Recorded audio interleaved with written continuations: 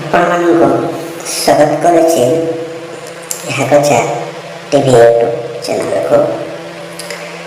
ଆସନ୍ତୁ, ଆଜି ବିଷୟବସ୍ତୁ ହେଉଛି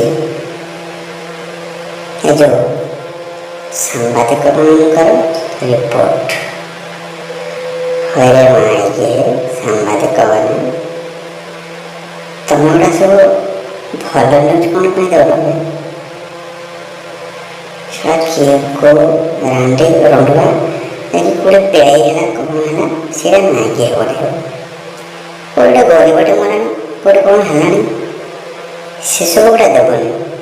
ଆଜ୍ଞା ବଡ଼ ଲୋକ ଗୁଡ଼ା ଯେଉଁ ରାଣ୍ଡୁଆ କାମ କରିବେ ତାଙ୍କର ତୁମେ ପଇସା ନେଇକି ଗାଣ୍ଡେ ମାଡ଼ିକି କିଛି ନ୍ୟୁଜ୍ ଫ୍ଲାସ୍ କରିବନି। ଗରିବ ଲୋକଟା ଯଦି ସେ କାମଟା କରିଥାନ୍ତା, ସେସବୁ ମାଇକି ହାରି ବାବୁଜାନ କରିଛି କି ନେତା ମନ୍ତ୍ରୀମାନେ ଯେଉଁ କରୁଛନ୍ତି, ତମେ ଗୋଟେ କୋଉଠି ପେଟେଇକି ଅଛ? ଆଜ୍ଞା ସାମ୍ବାଦିକ ମାନଙ୍କର ତମର ଆଜ୍ଞା ଭାଣ୍ଡ କାଟିଗଲାରୁ ଛକା ବନେଇବା କଥା। ସେଟା ପାଠ ପଢ଼ୁଛ, ଶପଥ ନେଉଛ, ଚତୁର୍ଥ ସ୍ତମ୍ଭ ନା ପାଞ୍ଚ ସ୍ତମ୍ଭରେ ତମେ ସବୁ ଲାଜ ଲାଗୁନି ସେଟା ତମମାନଙ୍କୁ। ଆଜ୍ଞା ସରେ ଧର୍ମ ସରିବନି, ତମେ ମାନେ ବି ମରିବ କହୁଥିଲ।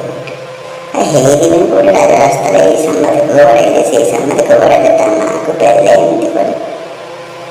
କ'ଣ ପାଇଁ ଏମିତି ହେଉଛି? ଯେମିତି କର୍ମ ସେମିତି ଫଳ ପାଇବ।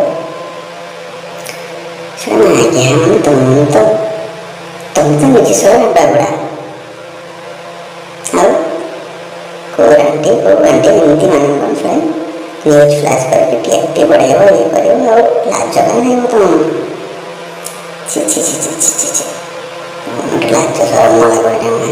ଶୁଣେ ଭଲ ନ୍ୟୁଜ୍ ଦିଅ, ଭଲ ଜିନିଷ କର, ସମାଜକୁ ନୂଆ ଦିଗ ଦର୍ଶନ ଦିଅ।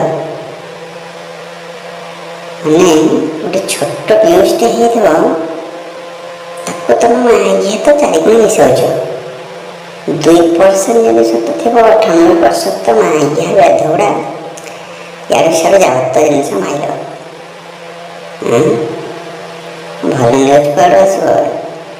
ତମମାନଙ୍କୁ ଆଜ୍ଞାକୁ ଟିଆରପି ଦରକାର, ଖାଲି ଟିଆରପି ପଇସା କମାଇବ।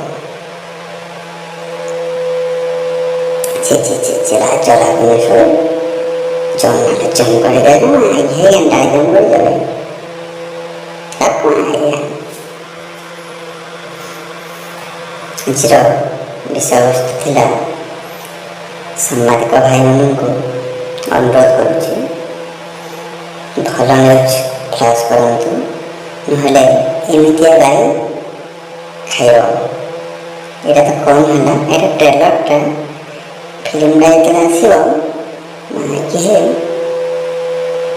ଏଇ ଅଡ଼ିଓଟାକୁ ତମେମାନେ ତମ ଚ୍ୟାନେଲ୍ ମାଧ୍ୟମରେ ବଜାଉଥିବ।